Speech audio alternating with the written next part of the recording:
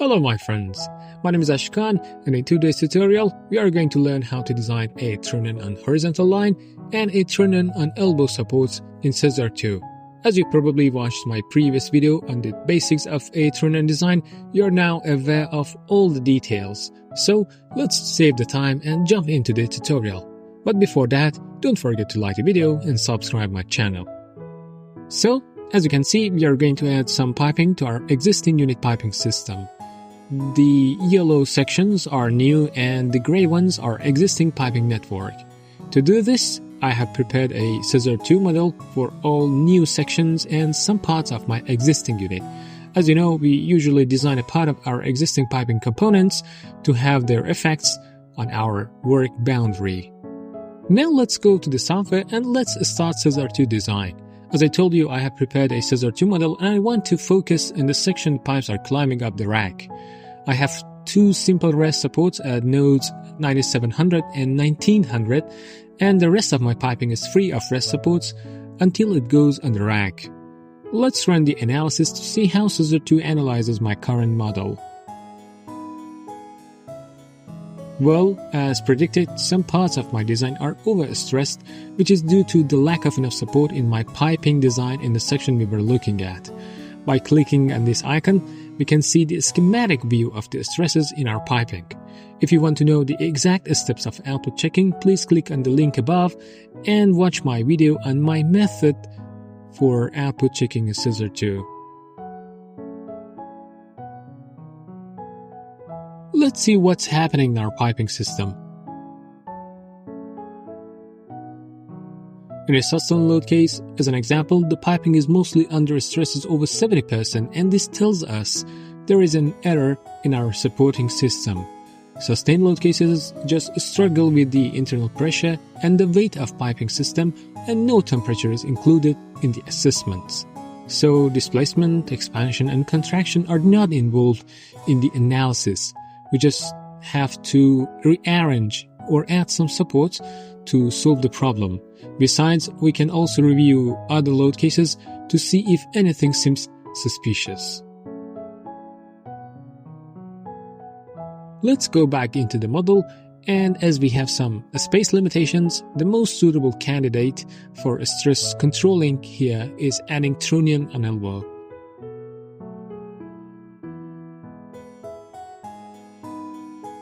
Click on the last element, continue. We usually start our trunnion design from the upper node of the elbow, so add node 9810 here.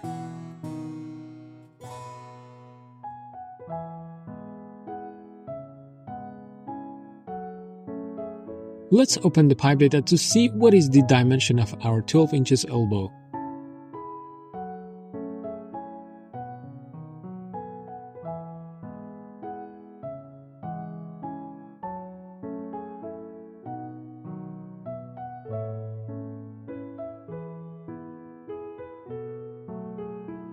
It is 457. Add it exactly as dy toward the ground. Since our pipe is 12 inches, the suitable trunnion size is 8 inches. You can go on my video on the trunnion design tutorial to see the sizing table of trunnions for all pipe sizes. Give it a thickness of schedule 40 and then 10 on the rigid. By doing this, we are putting all the weights of our piping system on a concentrated point on our elbow. All the data, including corrosion elements, fluid density, melt tolerance, pressure, and temperature cases in the rigid section of the trunnion must be same as the main process pipe. Click on Continue. Now go for 50 mm. These 50 mm acts as an intermediate part between the rigid section and the rest of my trunnion. What we need to focus is that this section is not in touch with our process fluid, so the corrosion elements and fluid density must be 0.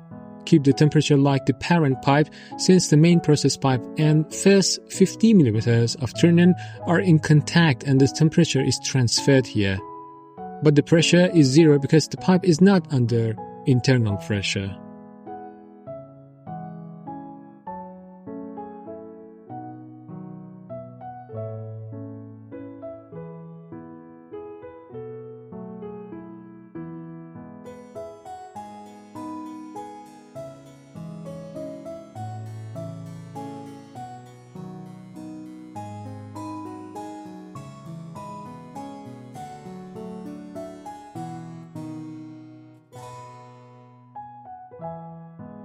Now click on Continue and give the length of trunnion that you require based on your 3D design. The rest data except the temperature are as same as the intermediary section. To clarify the method for giving the temperature to the scissor 2, let's go to a presentation slide. I have prepared a summary table for input data of trunnions on elbow. While liking the video and subscribing to the channel, you can have a screenshot of this table and use it during your work. I explain all the data in this table during modeling except temperature for the section 3, which is the blue line in our schematic Trunnion.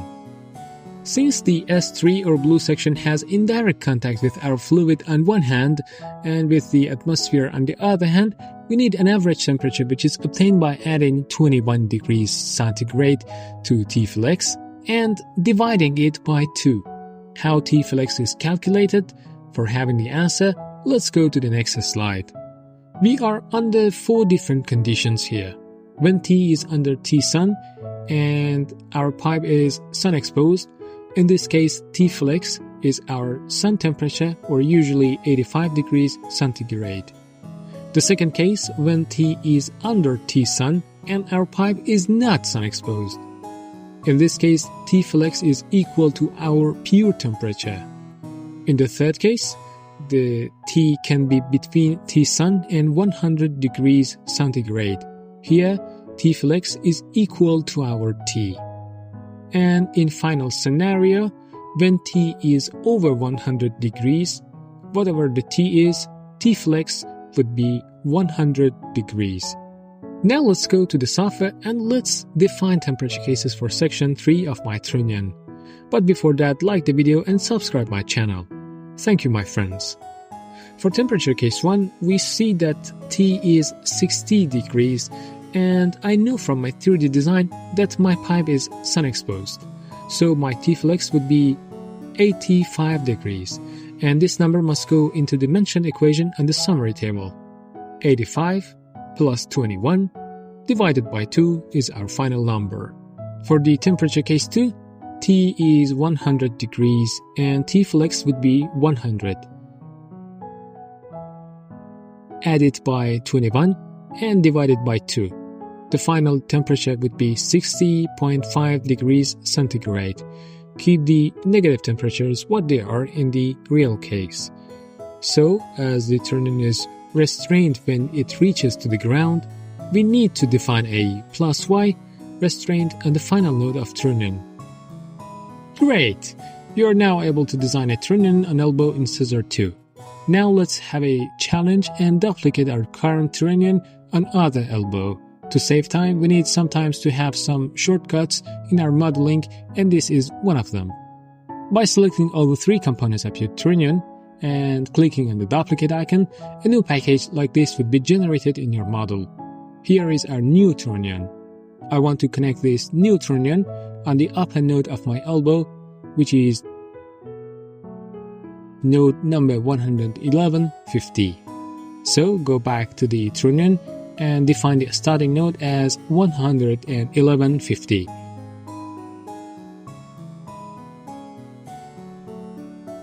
As you can see, my Trunnion is sent to the place that I want. Let's check the input data once again and then let's go for a run.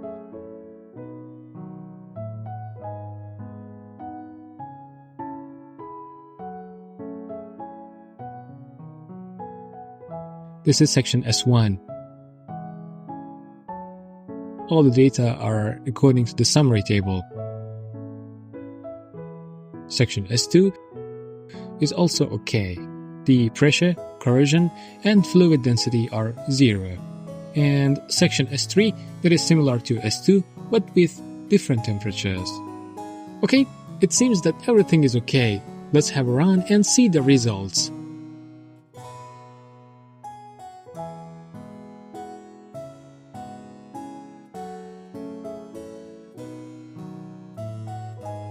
Fortunately, all the load cases are in black. That means our stresses are not over anymore. Let's see the 3D condition of our system. As our system was overstressed in the sustained load case, let's go directly to it and see what has happened. As you can see, adding those 2 trunnions helped our piping system to be more balanced.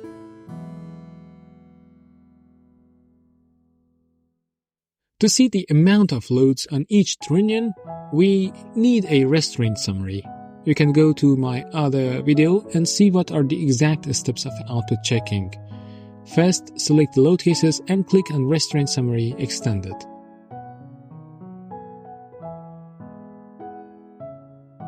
The nodes were 620 and 620.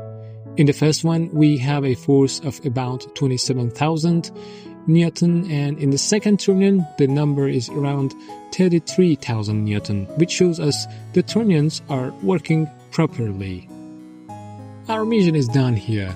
Let's go to another part of our model and let's try adding a new trunnion on horizontal line here. First, let's remove the simple structural rest support here.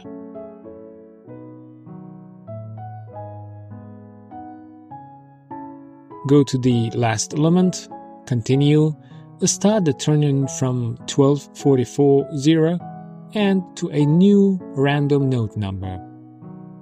Let's have a look on the summary table for the trunnions on horizontal line first, and then we will get back here to continue modeling of our system.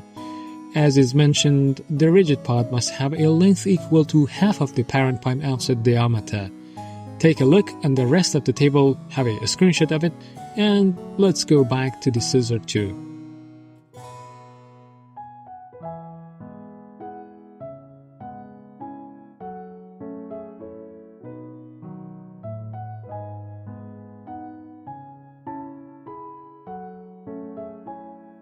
This is our rigid part length, 161.92 millimeters downward.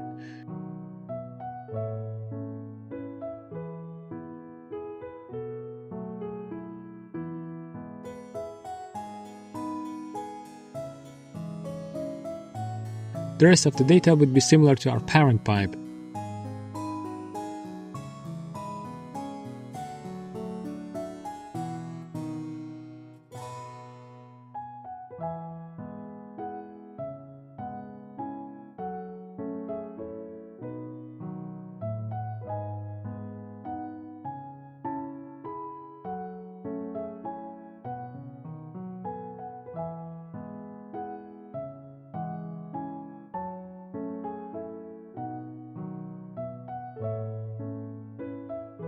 The second or intermediary section would be 15 millimeters, and all the data are same except the corrosion elements, fluid density and pressure, which must be equal to 0.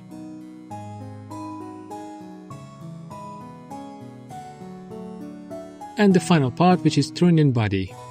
T1 is AD5 plus 21 divided by 2 since the system is sun exposed. And T2 is 100 plus 21 divided by 2.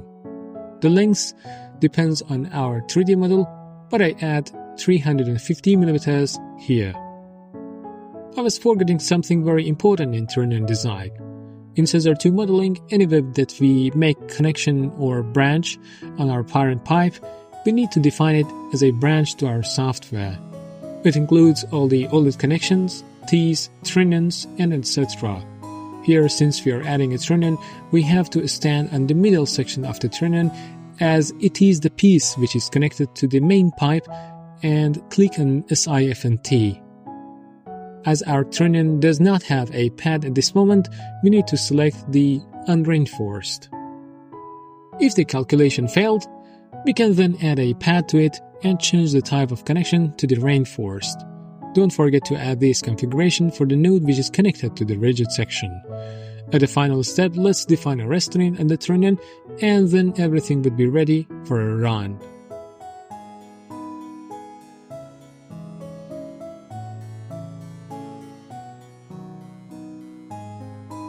To be more precise, let's define the T connection for the trunnions on elbow we previously modeled. Have it in your mind that while we can add reinforcing pad to the trunnions and horizontal lines, it is unusual to have pad beneath the elbow trunnions.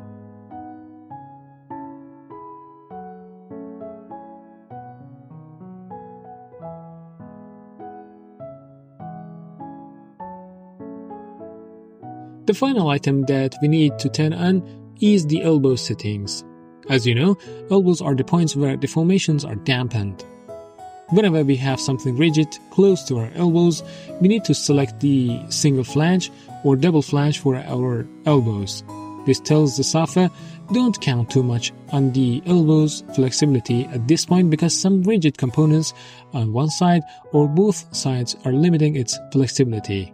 Here, as we have one flange on one side and a trunnion on the other side, we have to select double flange for our elbows.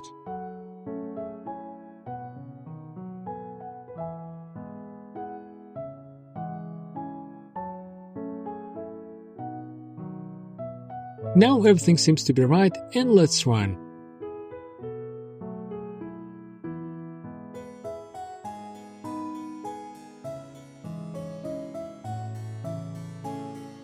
Fortunately, all the load cases are in good condition. Since this tutorial is not for output checking, let's just read the loads in our Trunnions and see if they are in good condition based on the handy calculations.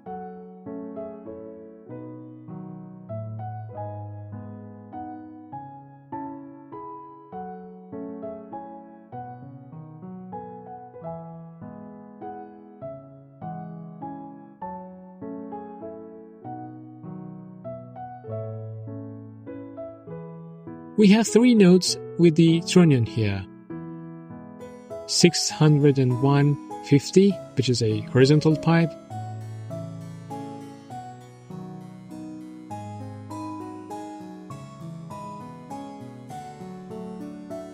620 and 601.20, which are trunnions on elbow.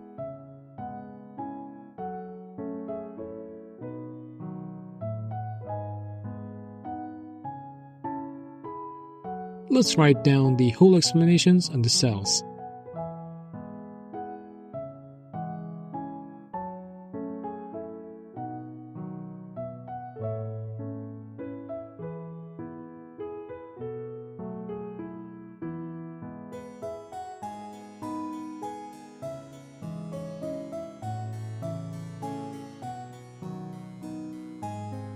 Okay, let's read the data from Scissor 2 output tables.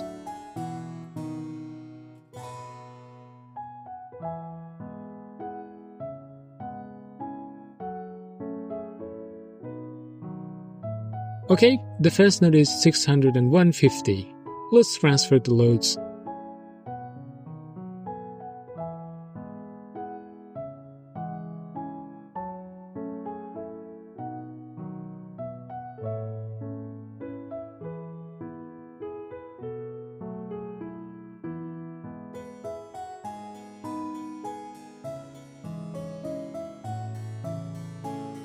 I have prepared an Excel sheet for my calculations. You can also do this, or you can use the online calculation websites that I introduced on my previous video's caption. I will add the link of my video on the top of this tutorial. After all, let's define the inputs here. My parent pipe is 12 inches with 10.31mm thickness.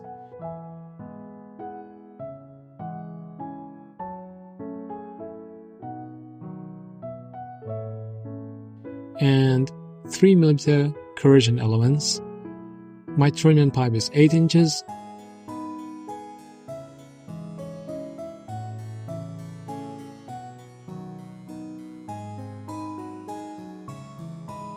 I'm not using a pad. The pipe tolerance is 12.5%.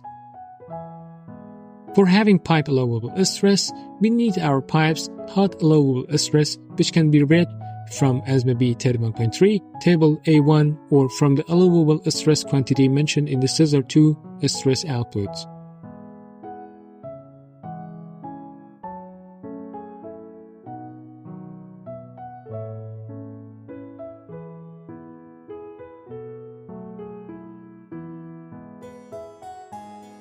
Our allowable stress is 137.9 megapascal for our material.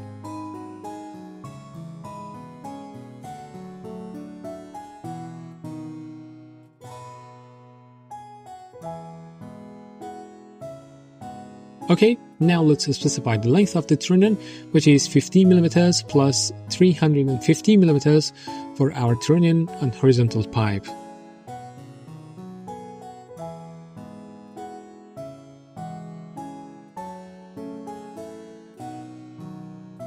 The vertical load on my trunnion is almost 10,000 Newton. The longitudinal force is one which is in x direction and equals to 2925 Newton.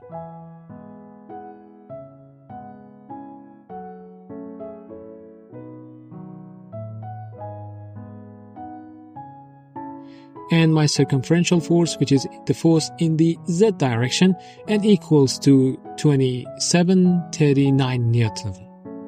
With all these inputs, my trunnion on the node number 601.50 is passed. Let's make it green. Now, let's go to the calculation sheet for trunnions on elbow. Add the input data just same as what we did in previous calculations.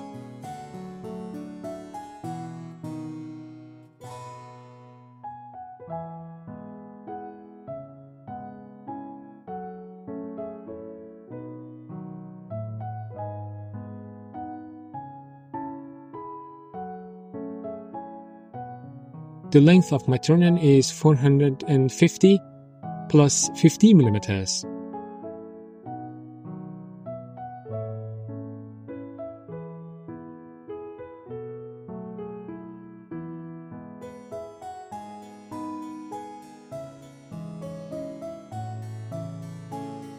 The vertical load,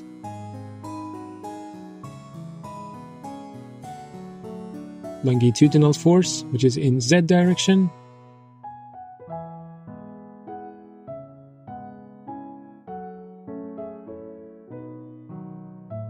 and circumferential, which is in x direction.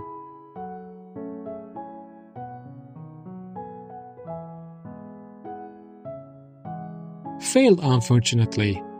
We have some options here: reducing the height of trunnion or increasing its size. Let's try our chance by reducing trunnion's height. Okay, by having 400 mm height, the trunnion is passed. Let me write the explanations here.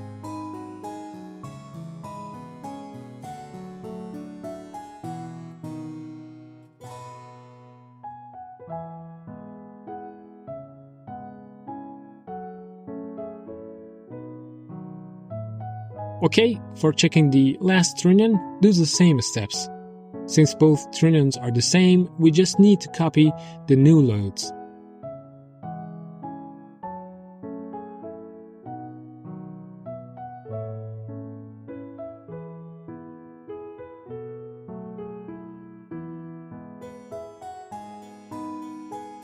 This trunnion is passed by 500 mm length. But since the both of them are at the same location for better 3D design, I changed the length of both of them to 400 mm. As you guessed correctly, we need to add some structural profiles and foundations below our trunnions to solve this issue. This is something we described thoroughly in our previous tutorials. In this video, you learned how to design trunnions on horizontal lines and on elbows. I will prepare another video on the modeling of dummy legs. If this video was useful for you, make me happy by liking this video and subscribing my channel. Thank you everyone, and bye-bye.